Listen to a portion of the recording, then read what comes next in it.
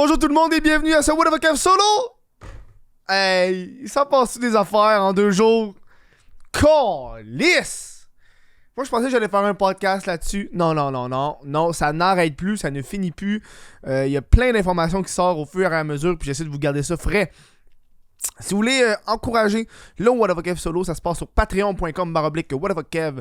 $1 par mois, c'est le best accès au podcast 24 heures d'avance. Maintenant, les What the Fuck Kev Solo sont 24 heures d'avance parce que les nouvelles sont tellement rapides. Faut que j'y sorte le plus vite possible quand ça arrive. Puis moi, ça me met un peu sur mes gardes. Tu sais, je suis comme, faire un podcast là-dessus, c'est cool. Allez-y, voilà.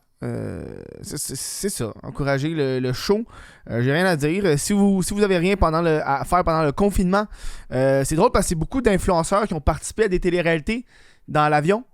On va en parler dans une couple de temps là, parce qu'il y a plein d'informations qui est sorties. C'est drôle parce que moi, en ce moment sur Twitch, c'est mon projet de confinement, donc twitch.tv/WhatTheFuckKev Twitch, à tous les soirs vers 18h, vers 6h à peu près, heure du Québec. Je suis comme ici. J'écoute Loft Story, saison 2, on fait un marathon. On est rendu à l'épisode 25. À tous les soirs, on l'écoute. On se stage, on écoute ça de 6h à 9, 10, 11, minuit. On a fait jusqu'à minuit. Je t'entends que ça me tente plus. Viens voir ça, c'est cool. On a du bien fun. Puis Loft Story, saison 2, 2006. Il y en a des choses très, très, très wrong qui aujourd'hui seraient cancellées. Ça serait dégueulasse. C'est ahurissant, tu sais. Donc voilà, c'est ça, venez voir ça sur Twitch, on va faire ça ce soir. Bon, sujet d'aujourd'hui, encore le motherfucking vol d'avion, ça n'arrête plus, les informations sortent. Je suis outré. Bon, au début j'étais pas outré, parce que tu sais, on s'entend que cette situation-là, il se serait rien passé si le monde l'avait pas filmé puis mis sur les réseaux sociaux. Ça aurait passé 10 pieds par-dessus la tête.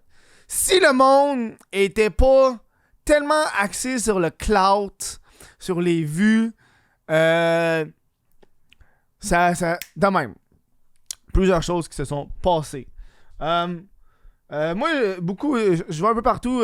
J'ai comme regroupé un peu les articles de plusieurs médias. La Presse, Journal de Montréal, Clic du Plateau. Je pense qu'il y a Scoop quelque chose. On va y aller avec le premier article qu'on a ici. Fournir de faux renseignements à un représentant du gouvernement du Canada lors de l'entrée au Canada est une infraction grave qui expose à des sanctions et à des accusations criminelles. Si un voyageur est déclaré coupable d'une procédure sommaire, il pourrait se voir imposer des amendes d'un montant pouvant aller jusqu'à 750 000 $ et une peine d'emprisonnement de 6 mois. Là, il faut comprendre qu'en ce moment, ils se demandent comment ils vont revenir. Parce que First of All, il était supposé revenir mercredi. C'est ce que j'ai pu comprendre. Il était supposé revenir mercredi, mais la compagnie d'avion, je pense qu'il est Sunjet, Sunwet, Sunjet, non. Sun quelque chose. Il leur a dit non. On vous reprend pas, débrouillez-vous. Et là, aujourd'hui, Air Transat. Ça, Air Transat, vous allez le dire. Air Transat a aussi dit non, on vous ramène pas. Débrouillez-vous. Puis on s'entend que le Mexique, sont au Mexique en ce moment, sont à Cancun. Moi, checker c'est où Cancun sur Google. Je veux savoir exactement c'est où ça map. C'est au Mexique. Ah, c'est au Mexique ça. Tu sais, on s'entend. S'il n'y a aucun char. Puis tu sais, c'est pas chiant parce que s'il n'y a aucun char, mettons, on fait Centre Bell, ok. Le Centre Bell, Avenue des Canadiens. Mettons, si t'as pas de char là. Si aucun avion veut te pogner en char, c'est combien de temps ça? C'est 61 heures. Ça, hein? Fait qu'au pire, Chris, prenez un char, traversez par les États-Unis, débrouillez-vous, câlisse. Faites du pouce. Vloguez ça après ça. Faites-vous des vues sur YouTube. Bref. Et là, il y a plein d'affaires qui sont sorties. C'est magnifique. Bon. Là, ils sont au Mexique, puis ils sont comme un peu fâchés, là. Un peu fâché pour plein de raisons, ok? Et là, entre le premier podcast et l'autre que j'ai fait, il y a eu des gens, il y a eu des posts qui sont sortis, fait qu'on va les parler un peu ensemble.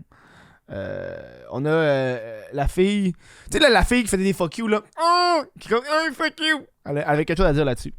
Juste un petit rappel pour chacun d'entre vous, le journalisme québécois est plus souvent qu'autrement utilisé pour le sensationnalisme. Et rarement, les deux vrais côtés de la médaille sont démontrés. De quoi les deux vrais côtés de la motherfucking médaille? On a les vidéos. On a la photo de toi, esti, dans le mosh pit qui fait fuck you, esti, fuck you tout le monde. Quels deux côtés de la médaille? C'est un party dans un avion. Il n'y a pas deux côtés de médaille. Surtout quand t'es filmé, il n'y a plus vraiment de côté à la médaille. T'sais, une fois que c'est filmé, ces réseaux sociaux, plus de côté à la médaille. La médaille est là. On le sait c'est quoi la médaille. Tu nous l'as montré. Tu nous as dévoilé le côté de la médaille. Bravo. J'aime que tu sais, comme sensationnaliste. Big, c'est parce que vous allez avoir des répercussions solides. Genre le... ok. Ceci a toujours été, et je l'ai toujours dit et toujours cru, et pour être au cœur d'un scandale actuellement, je soutiens qu'autant plus, moins de point de vue, ainsi que le club Private Club. Un Private Club. Le peuple québécois est tellement bon pour bâcher derrière son écran, mais lorsque c'est réellement le temps de se tenir pour ses valeurs et ses convictions, ça devient mou, comme une vieille guenille. Tu sais, c'est le peuple québécois, là, pendant le fameux printemps érable, là, quand il a voulu augmenter les... Tu sais, le peuple québécois qui a manifesté parce qu'il allait augmenter combien ça allait coûter aller à l'école. Tu sais, le peuple mou québécois qui a fait ça. C'est quoi le peuple mou québécois? C'est parce qu'on n'est pas en ce moment en voyage à Cancun, tabarnak, parce qu'il y a une pandémie. As-tu remarqué? M'a dit quelque chose, Noah Chart. T'as-tu remarqué, Noah Chart, que pas mal les seuls pays, là, qui te laissent entrer dedans, c'est parce qu'ils vivent 100% de tourisme.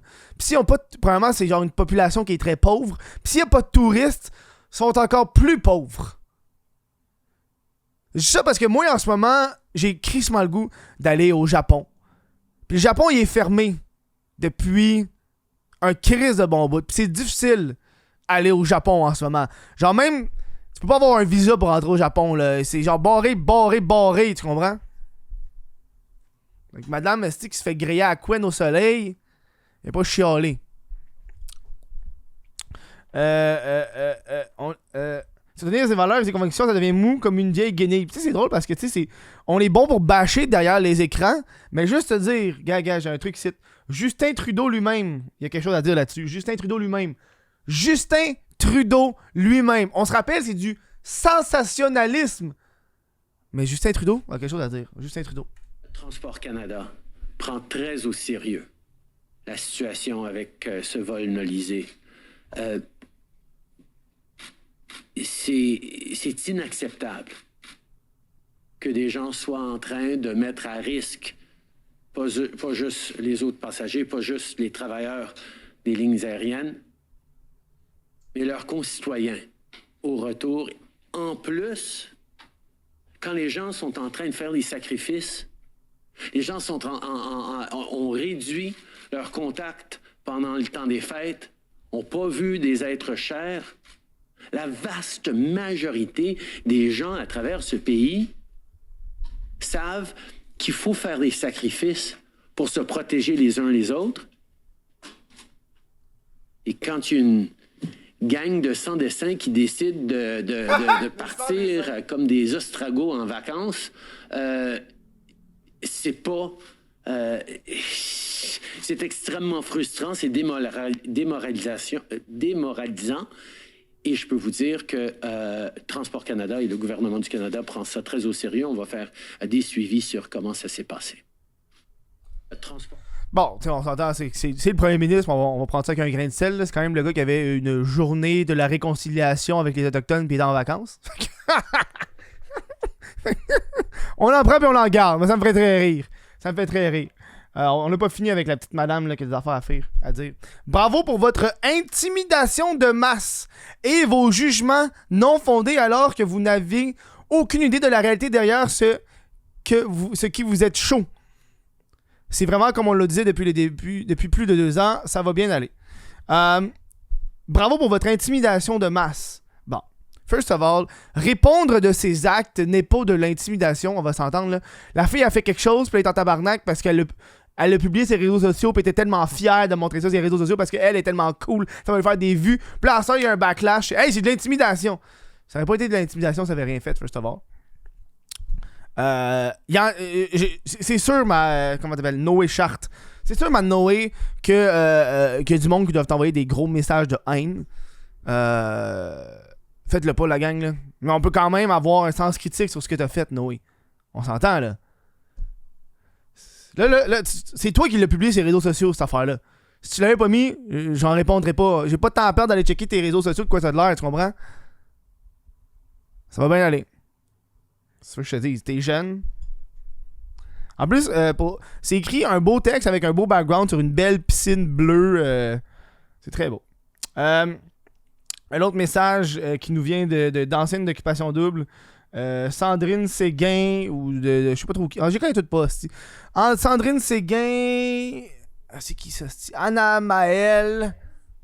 Sandrine, Anna, comme vous savez, on est au Mexique en ce moment. Puis je suis avec Sandrine, Anna, comme vous savez, on est au Mexique en ce moment. Puis vous avez vu dans les journaux ce matin un peu ce qui s'est passé dans notre vol. Puis on voulait juste comme parler parce qu'on n'a pas envie non plus de faire comme... Bref, c'est une vidéo de 4 minutes. Tout ça pour dire qu'ils font juste dire qu'il était dans l'avion, mais il était en arrière puis il dormait. Puis qu'il y a une fille dans la vidéo qui y ressemble, mais elle est pas bien habillée pareil, fait que c'est pas elle. Bon, je donne le bénéfice du doute. Honnêtement. Tu sais, elle expliquait que dans le truc, il était 180 personnes dans cet avion-là. Of course, il était 180 personnes parce que Chris, ils ont pas loué un avion s'il était juste 30 personnes, on s'entend là. Je leur donne le bénéfice du bout à ces filles-là. Je les connais pas. Les trois ils ont de l'air honnêtes. Puis j'ai pas vu aucune de ces filles-là dans les vidéos. Mais ce qui me fait extrêmement fucking rire, c'est qu'on leur a rien demandé à eux.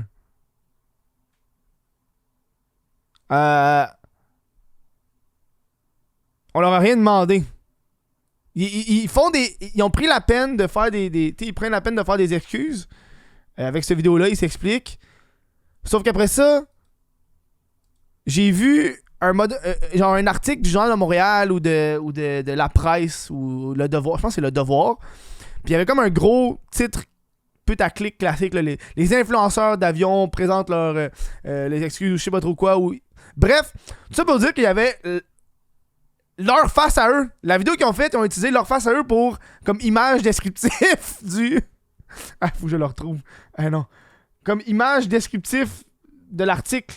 Ce qui a aucun rapport. Ce qui me fait vraiment rire. Attends. Influenceur avion. Je l'avais tantôt, mais j'étais comme, je vais pas le prendre, ça sert à rien. Ah oui!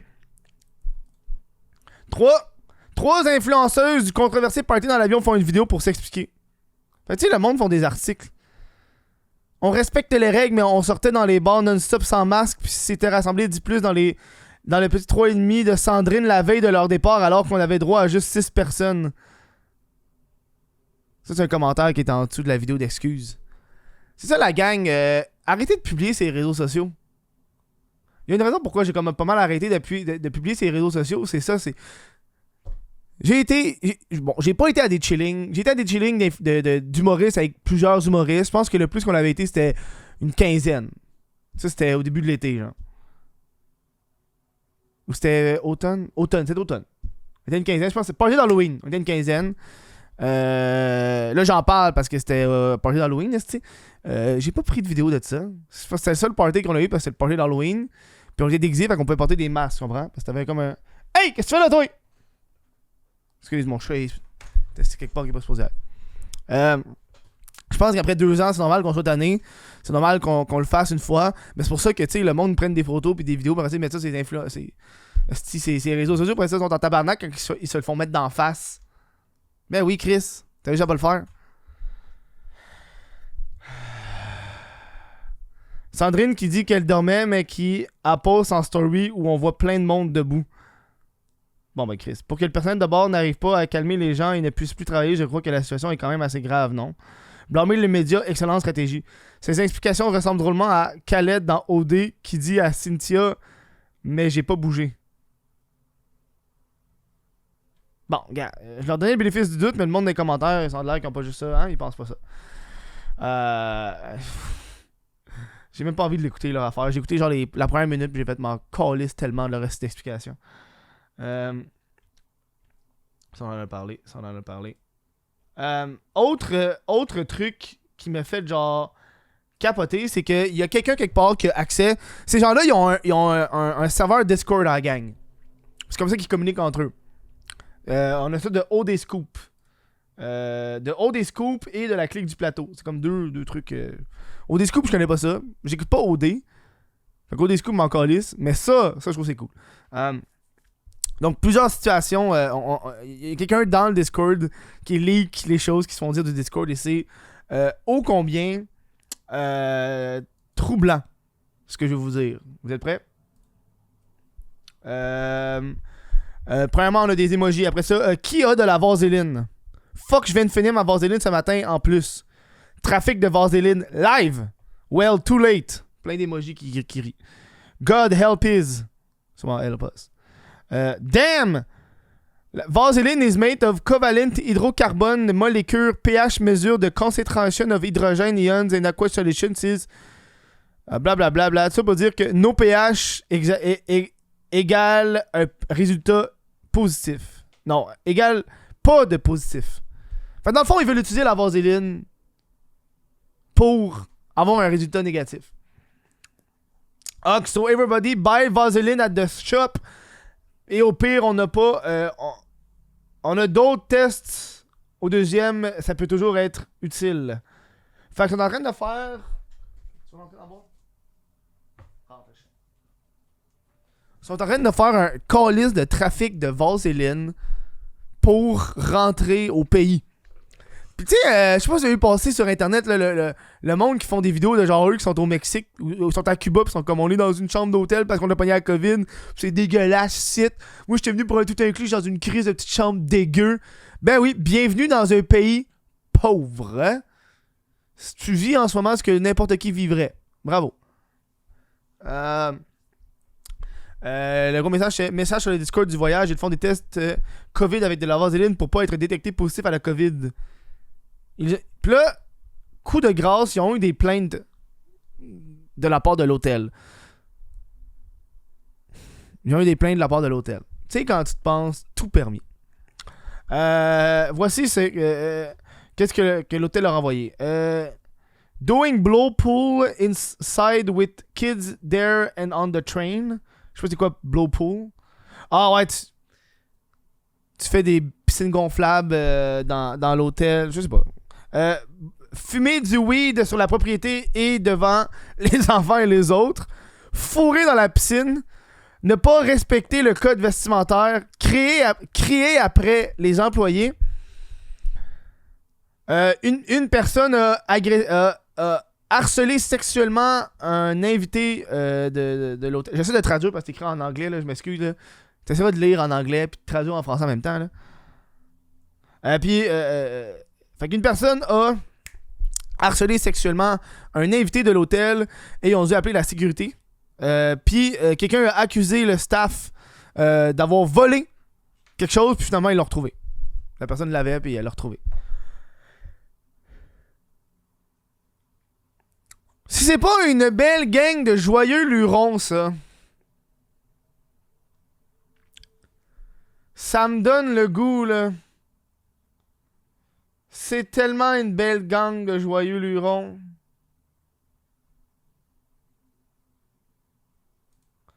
Surtout qu'à la base, il y avait des journalistes qui attendaient ces gens-là pour qu'ils reviennent du Mexique. Ils ont dit on va être là, on va vous attendre à l'aéroport quand vous allez descendre. Un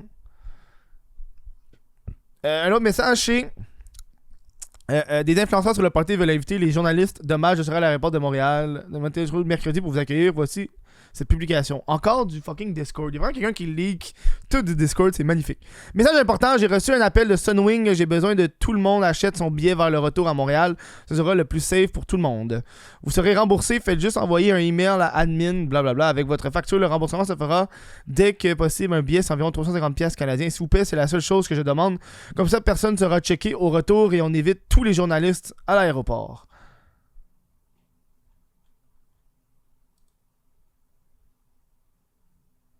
Mais c'est donc bien magique, cette situation. Cette situation me fait très rire. Je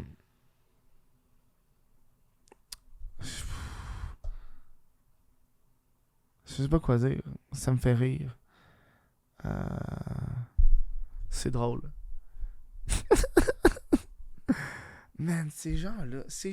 Je l'ai dit dans le podcast d'ailleurs, ces gens-là, pour de vrai, là...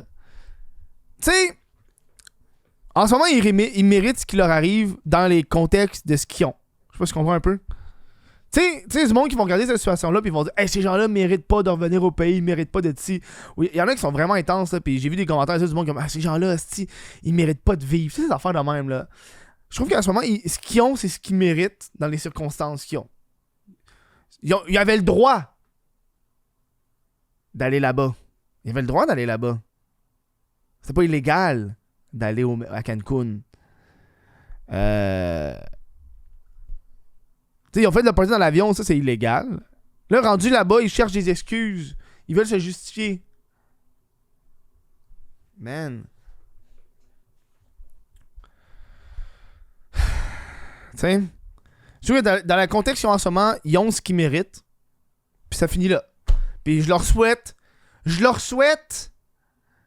que du stress et de la complication. Là, que j'en vois pas un tabarnak qui revienne puis qui disent qu'il est en dépression, calisse, non. Je suis en dépression, c'est tellement difficile. Moi, je pensais rester aller à Cancun, avoir du plaisir, décompresser, faire comme si la COVID n'existait plus, aller dans un pays, ramener le variant. Tu penses que les variants sont revenus comment, asti, dans les pays? C'est comme ça que ça se... Moi, ça me fait capoter. T'sais, je veux pas tout accuser les voyageurs. Les voyageurs, c'est les premières personnes qui amènent dans le pays. Une fois qu'il est dans le pays, c'est plus la responsabilité des voyageurs. Au niveau du virus, je parle, là.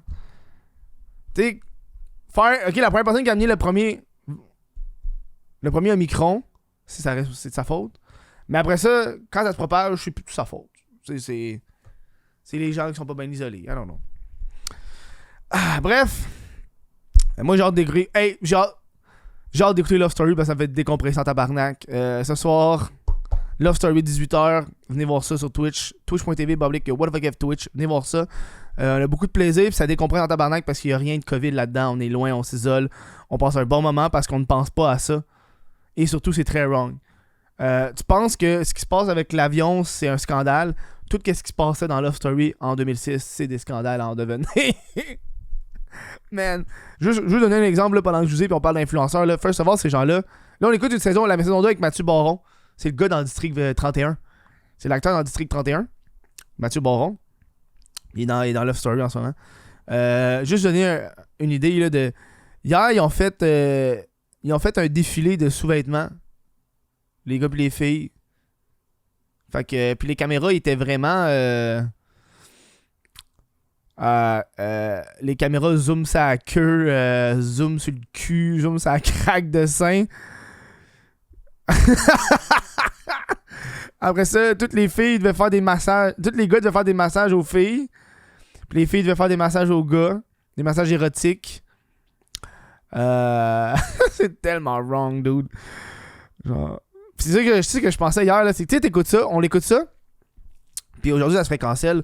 Puis quand t'écoutes ça, puis t'es capable de dire ça, c'est problématique, c'est chill, selon moi. Moi, c'est ça que je me dis. J'écoute ça, je me dis, ça, c'est wrong. Mais c'est divertissant, mais c'est wrong, tu comprends? Genre, faut pas faire ça. Déjà, là, t'es correct. Si t'écoutes ça, pis tu dis, c'est très chill, y a pas de problème là, là, y a un problème. Mais si t'écoutes ça, pis tu dis, ça, c'est très problématique. T'es dans la gang, la gang. On a eu un j'ai comme envie un peu de vous parler de ça, là, parce qu'il reste une couple de temps. J'ai envie parce que hier, c'était quelque chose. On a eu la première fois qu'on a vécu. Tu sais, je savais qu'en 2006, il y avait du racisme systémique. Là. Mais on l'a comme vu dans le chat, puis on est en tabarnak parce que, tu sais, à Love Story, à chaque semaine, il y a du monde en baladage, puis il l'élimine. Puis il y a une candidate qui est noire, puis la candidate noire, on la voit jamais, là. On la voit jamais dans les caméras. Il y a deux candidats qu'on voit vraiment pas. C'est justement c'est la fille noire puis la fille autochtone. Mais je peux comprendre aussi que quand t'as 12 personnes, tu vois pas tout le monde tout le temps. Fait que ça, je le comprends. Mais une des affaires qui m'a fait réaliser que sûrement que Nancy, c'est quasiment plus du racisme. Et qu'à un moment donné, il y avait une activité où est-ce que les filles devaient dire qui penses-tu que le Québec aime le plus? Parce que eux, ils n'ont pas conscience de ce qui est montré à la télévision, tu sais. Puis, parmi les 6 filles qu'il y avait, il y en a 2 qui ont nommé Nancy. Qui ont dit, c'est sûr que le Québec doit aimer Nancy. Après ça, toutes les autres, ils ont comme nommé une fille différente. Fait que la fille qui avait le plus de votes, c'était Nancy. Fait que ça m'a fait rendre compte que Nancy, dans le loft, elle devait apporter tellement d'énergie and shit, mais on le voyait pas. Puis là, quand elle a été éliminée, ils font tout le temps un petit montage des meilleurs moments, genre. Puis ils ont montré plein de moments avec elle, genre, qui rit, qui niaise, qui fait des conneries, qui parle avec le monde, puis qui a du fun. Puis on les a toutes pas vus. On les a toutes jamais vus, ces moments-là. Jamais. J'étais en tabarnak. J'étais comme, on calisse. En plus, sa semaine est éliminée, puis on la voit pas. Mais l'autre, style, la blonde, on la voit tout le temps. Bref, tout ça pour dire. J'étais un peu outré, puis le monde dans le chat aussi était comme, hey, Chris, c'est chien pour l'autre fille, là. Évidemment, quand elle va se faire éliminer, on la voit pas. Bon. Bref, j'espère que vous avez aimé ce podcast-là. Je vais vous garder à jour s'il y a quelque chose d'autre qui se passe d'ici demain ou après-demain. Si vous voulez avoir le podcast 24 heures en avance, suivez-moi sur patreon.com/whatthefuckkev. Je veux remercier les Patreons qui me supportent. Merci. Si vous prenez un abonnement annuel, vous avez 15% de rabais. Mais ça, c'est bon. Puis tu payes une fois par année, puis merci, bonsoir. Puis tu as 15% de rabais. C'est le fun. Voilà. Bon show. On se dit à ce soir sur Twitch tous les jours. Tous les jours.